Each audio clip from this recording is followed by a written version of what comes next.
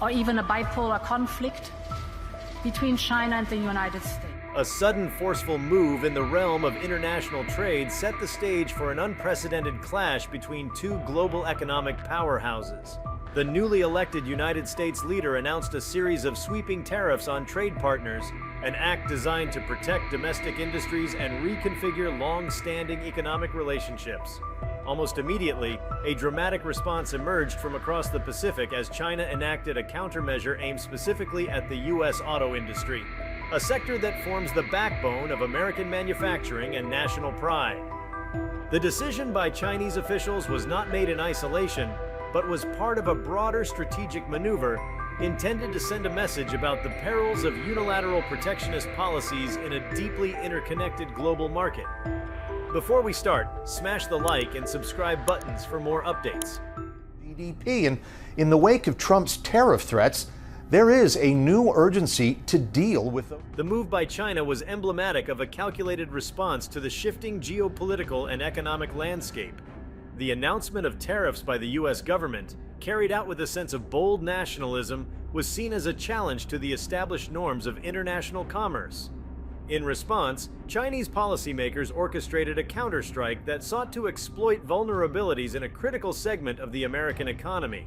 By targeting the auto industry, a sector reliant on integrated supply chains, high consumer demand, and intricate technological cooperation, China aimed to inflict measurable economic pain, thereby forcing a reconsideration of U.S. trade policy. This high-stakes action underscored the deeply interwoven nature of global industry and highlighted the vulnerabilities that come with overdependence on complex multinational supply networks. The timing of these events was crucial. The tariffs, announced in the wake of a highly contentious election, were perceived as part of a broader ideological pivot toward protectionism and economic nationalism. This stance, steeped in rhetoric about restoring American jobs and reducing reliance on foreign imports, resonated with a significant segment of the domestic electorate. However, the strategic calculus behind such tariffs failed to fully account for the interconnected realities of modern trade. China's counterstrike was a demonstration of the risks inherent in such an approach. By deliberately targeting a sector that is not only a symbol of American industrial might, but also a key contributor to economic stability, Beijing aimed to create a ripple effect that could reverberate through every corner of the U.S. economy. The U.S. auto industry, long a symbol of American ingenuity and manufacturing prowess, was suddenly cast into the spotlight as the principal target of Chinese economic retaliation. Factories that once hummed with the steady pulse of production found themselves at the center of a burgeoning trade conflict. The industry, which relies on an intricate network of suppliers and a finely tuned logistics system, faced immediate uncertainty as the implications of China's countermeasures became clear. Market analysts began to dissect the potential economic impact, weighing the short-term disruption against the long-term challenges posed by a new era of heightened economic tension. The stark reality was that, even if the tariffs were initially intended to protect domestic jobs and stimulate local production, the repercussions of China's strategic response could extend far beyond the auto sector. China's counterstrike was not simply a reaction to economic pressure, but also a calculated expression of political resolve. It sent a clear signal that the country was unwilling to be bullied into accepting policies that could jeopardize its own economic interests. In a world where supply chains are global and dependencies run deep, such a move was a reminder that economic interdependence can serve as both an opportunity and a vulnerability.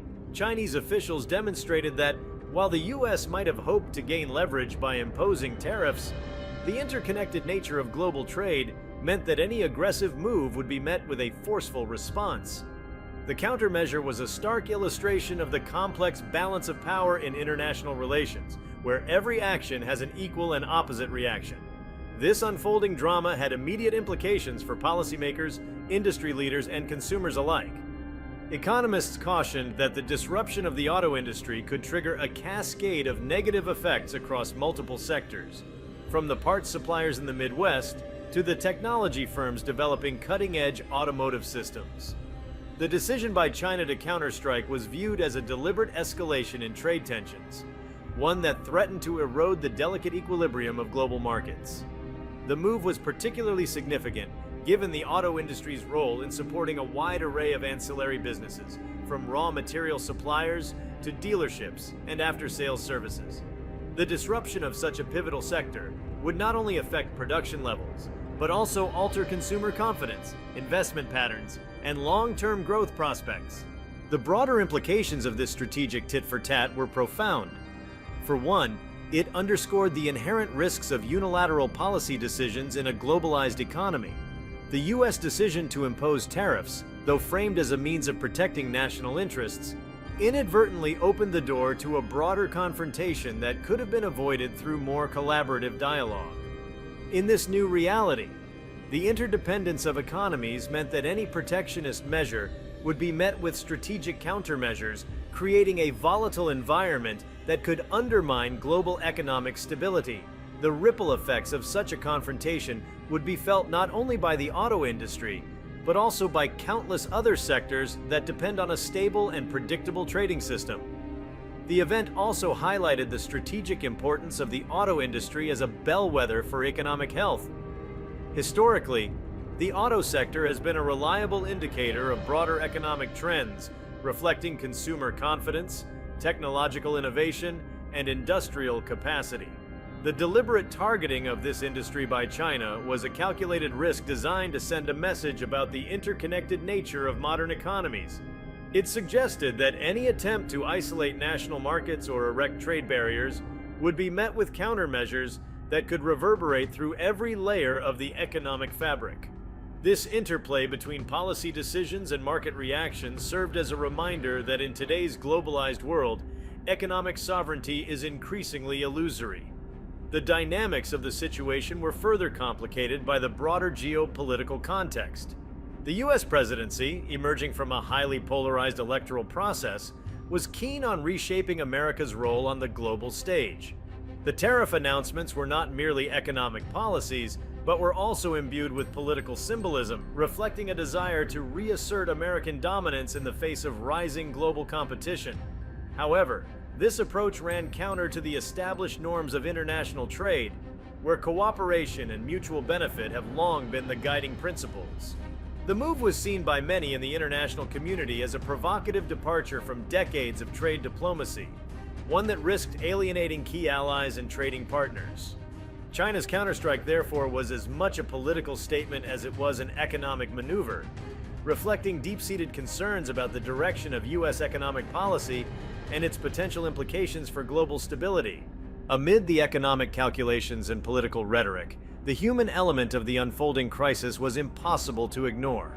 Workers in the U.S. auto industry, long considered the backbone of American manufacturing, suddenly found themselves facing an uncertain future. The strategic move by China threatened to upend not only production schedules, but also the livelihoods of thousands of employees whose lives were intricately tied to the fortunes of the industry. The counterstrike served as a stark reminder that behind every trade policy, every tariff, and every strategic maneuver, there are real people whose lives are deeply affected by the vagaries of global economic policy. The anxiety among workers was palpable, as the prospect of diminished demand and disrupted supply chains loomed large over communities that had long depended on steady employment and economic stability. The intricate web of economic interdependence was laid bare in this dramatic confrontation. For decades, the auto industry had thrived on the benefits of globalization, leveraging the strengths of diverse economies to create vehicles that were both technologically advanced and economically competitive. Yet this same interdependence also meant that no industry could claim to be truly insulated from the forces of global politics. China's decisive action underscored the fact that in a world where manufacturing processes are spread across continents and supply chains traverse multiple borders, any disruption in one part of the network can have far-reaching consequences. The counterstrike was a vivid illustration of this interconnectedness, highlighting the vulnerability that arises when a single sector becomes the battleground for broader geopolitical contestations. As the tension mounted, economic strategists and industry experts began to analyze the potential ramifications of the event with meticulous care. The auto industry, long a symbol of American industrial might, was now facing an unprecedented challenge that could reshape the competitive landscape for years to come. The strategic counterstrike by China raised a host of complex questions about the future of global trade, the viability of protectionist policies, and the resilience of interconnected supply chains. Analysts debated the possible outcomes, with some arguing that the move could lead to a rebalancing of trade relationships, while others warned of the potential for long-term disruption in an industry critical to national economic security. The countermeasure was not solely an act of economic retaliation, it also carried significant strategic overtones. By deliberately targeting the auto industry, China sought to undermine the credibility of the U.S. tariff strategy and expose the limitations of relying on unilateral actions to secure economic interests. The move was a demonstration of strategic foresight, emphasizing that in the realm of international trade, actions taken in isolation can provoke responses that are both swift and severe.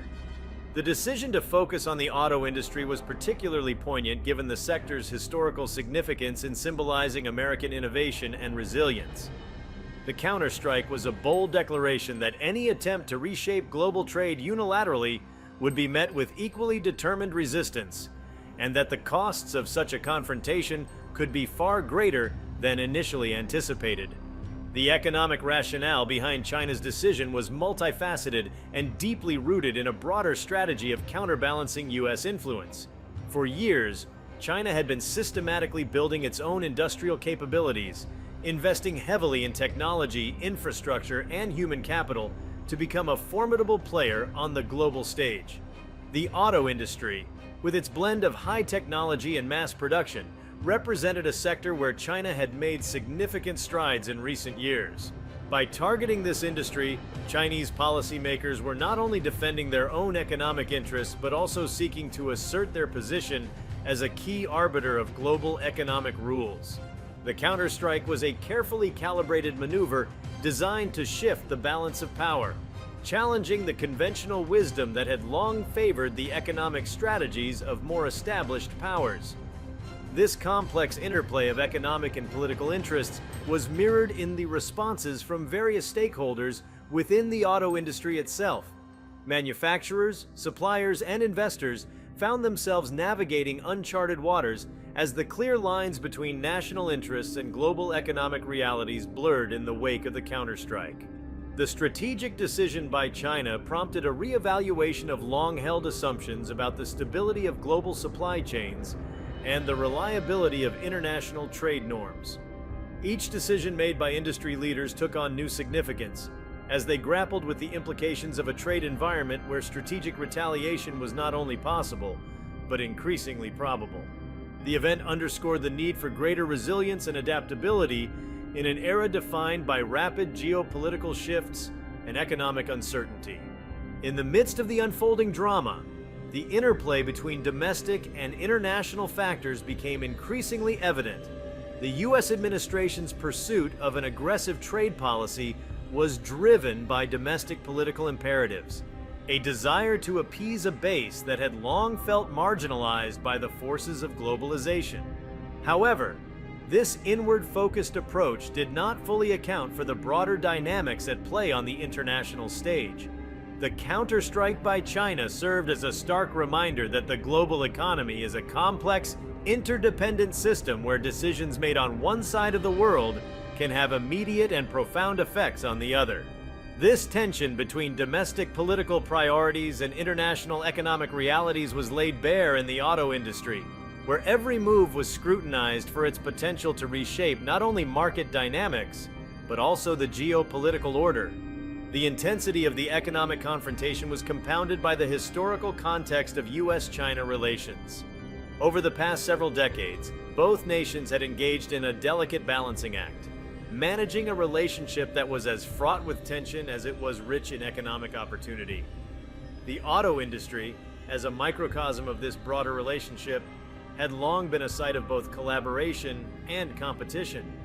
Chinese firms had made significant inroads in the production of automotive components, while American manufacturers had relied on Chinese parts to meet the demands of a global market. The counterstrike, however, disrupted this status quo, signaling a shift toward a more confrontational and less predictable mode of economic interaction. The move was a clear indicator that the era of mutually beneficial economic growth was under threat, replaced by a new paradigm in which strategic interests took precedence over long-standing commercial ties. The implications of this event reached far beyond the immediate sphere of the auto industry. As global markets digested the news, questions arose about the broader stability of international trade and the future direction of economic policy. Economists noted that the counterstrike had the potential to catalyze a chain reaction, with repercussions that could extend into sectors as diverse as technology, energy, and agriculture. The deliberate targeting of a cornerstone industry was seen as a harbinger of a new era in which economic conflict would be waged not just through rhetoric, but through concrete actions designed to undermine the competitive advantages of rival nations. This strategic shift had the potential to alter investment patterns, reshape market dynamics, and force policymakers to confront the reality that traditional methods of economic management might no longer be sufficient in an increasingly volatile global landscape. The decision by China also raised fundamental questions about the nature of modern economic power. In an age where technology and information have become as valuable as raw materials, the ability to influence global supply chains and disrupt established industries has emerged as a critical tool of statecraft. The auto industry, with its reliance on a sophisticated network of production and logistics, was particularly vulnerable to such interventions. The counterstrike was a vivid demonstration of how economic power could be wielded in ways that defied conventional expectations, challenging the notion that military or political might alone could secure national interests. Instead, the event underscored the growing importance of economic strategy as a means of asserting influence on the world stage. The unfolding situation also illuminated the intricate connections between economic policy and national identity. For many in the United States, the auto industry had long been more than just an economic engine. It was a symbol of a nation's ingenuity, resilience, and industrial heritage. The targeted nature of China's response struck at the heart of this identity, provoking a sense of vulnerability that extended beyond mere market calculations. The counterstrike resonated deeply with communities that had come to view the auto industry as a cornerstone of their economic and social well-being.